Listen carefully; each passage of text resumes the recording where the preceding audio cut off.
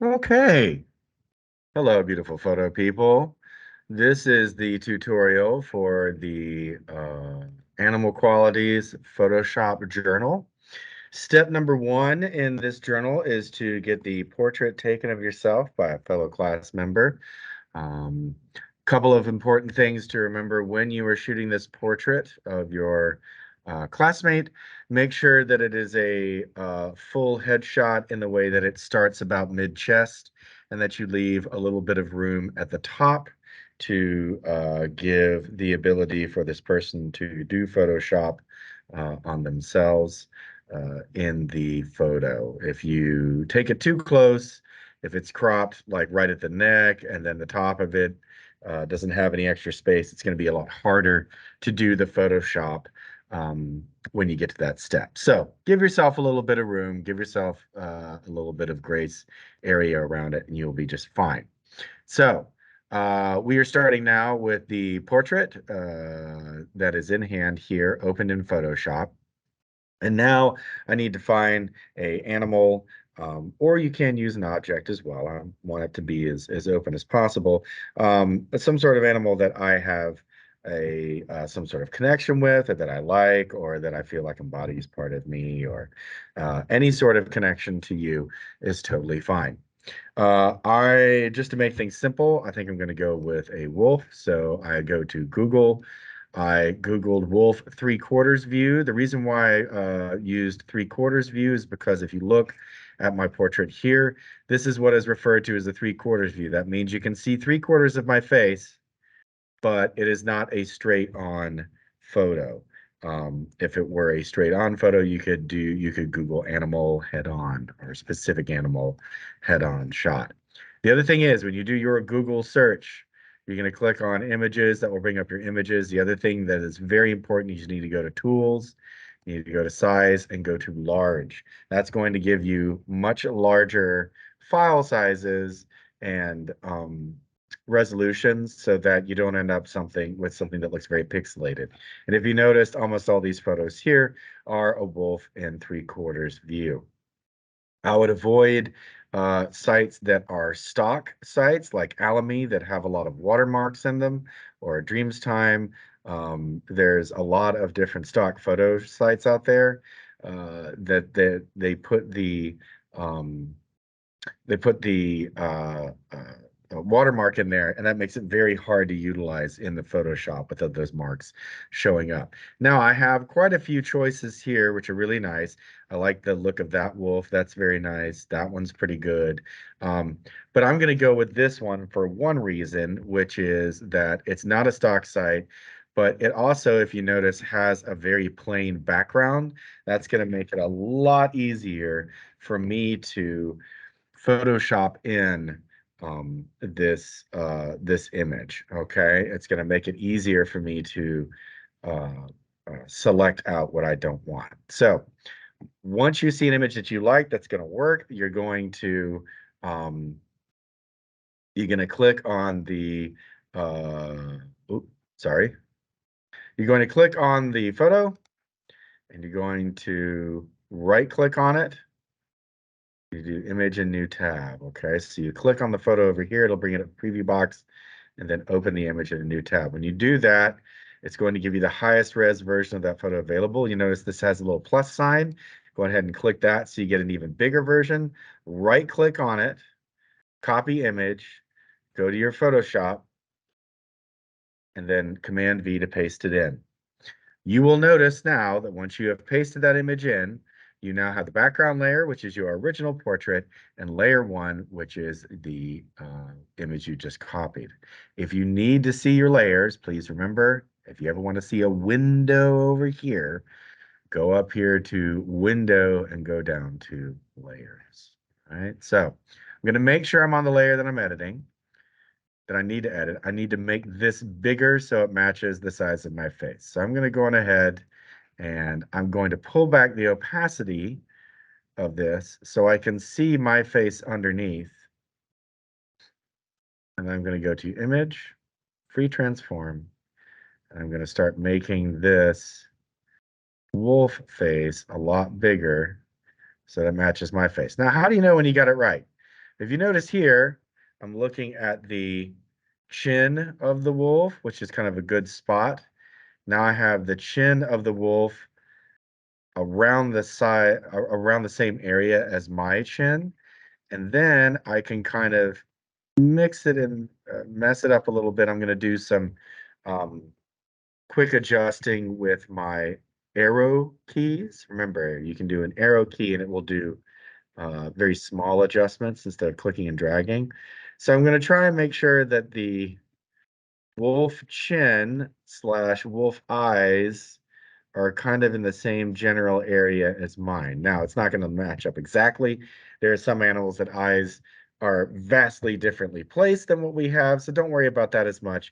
You're just trying to get them in the same general area. I'm going to hit enter, right, when I got the right thing, and now I'm up. That should be about right when it comes to face size. It's one of those things you just have to judge. So first things first, we got to get rid of all the stuff that we don't want on our animal image. I'm going to go first to my quick selection tool, which again is the reason why I chose something with a very plain background, so I could go through and very easily just kind of select the background that I want to get rid of. Now, as you can tell, and as you've used in other tutorials before, there are some things that are being selected that I don't want selected. So you can use your option key, hold that down until it turns into a little minus symbol, and you can take away the things that have been selected that you don't want selected. All right. Okay, I'm going to go up here. The tip of the ears kind of got a little messed up. All right, same over here. Okay, and you guys have also used the select and mask function. All right, where you can go in here and kind of utilize your your brushes to go along the edge and modify that just a little bit. And you can go through and quantify anything else you want. I always also am a big, because you guys used that before. Also a big fan of the modify and using some feathering, right? So let's feather at 0.5 pixels. That'll be good. I'm going to hit delete. And now that's gone, right? So I kind of still have a bit of an edge. Now, the other thing I can do is I can use several different tools. I can use any of my selection tools to do this. I can use the quick selection tool, magic wand tool. If you feel like tracing something by hand, you can use the lasso tool, the polygonal lasso tool, especially if you're doing an object. I find what I really enjoy doing for this to make it easy is using the eraser tool. So I can pull back my opacity again, right? And I can start erasing the things that I don't need. So I'm actually going to not utilize the ears. I'm going to keep the hat on my figure because I think that would be funnier. So I'm just using my eraser tool to get rid of all the stuff I don't need that's extraneous, right? And again, this is going to vary widely depending on your particular animal, right? So I'm doing a very quick job of this for demonstration's sake, but what I suggest you do is zoom in, right? And then that way you get a little more detailed view. So I'm going to go ahead and do that too. Okay. Do this up here. Go through here. Okay, I'm going to go around my ears. I'm going to leave some of this fur around the side. Okay, remember you can always hold down your always hold down your spacebar key to navigate while you're doing this. All right. I'm going to make sure to get my collar. Now, if your eraser is not doing a very good job or everything is too soft, okay, or the edges are not looking the way they're supposed to, remember you can always go up here and change your hardness or your size. Hardness, I feel like on most Photoshop jobs like this, I usually leave about 75, right? So I'm going through, I'm getting rid of all this stuff.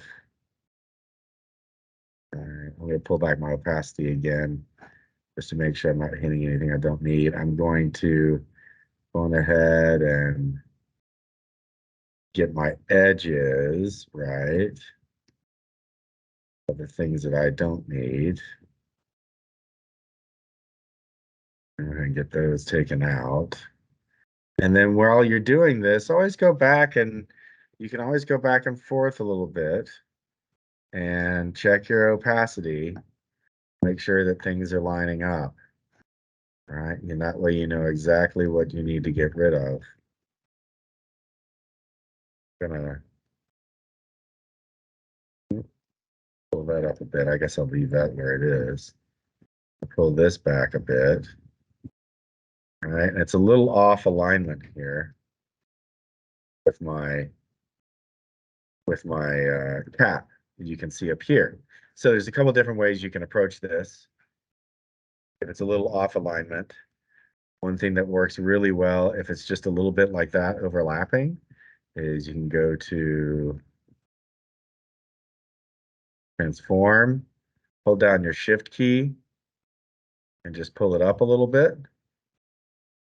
And then that way you can use your move tool to move it around, just so you know that it fits that edge there, right?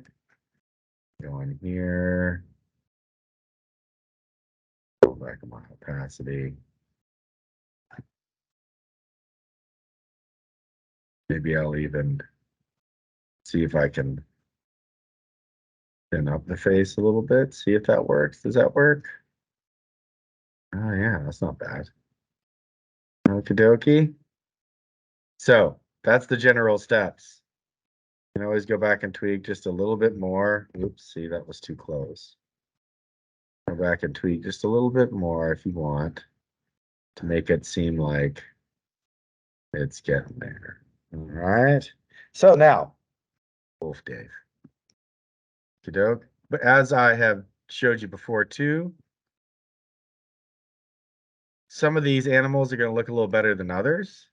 I tried the wolf for this tutorial, but I think I still kind of prefer Mr. Doberman here because his neck is not as furry, so it's a little easier to get him to fit. Might even pull him over just a smidge. Right? You have a world of opportunity to play and experiment with this. You want to try and get it to look as best as possible. Okay? All right, guys, that's it. If you have any additional questions, holler at your boy. You know where I sit. Bye.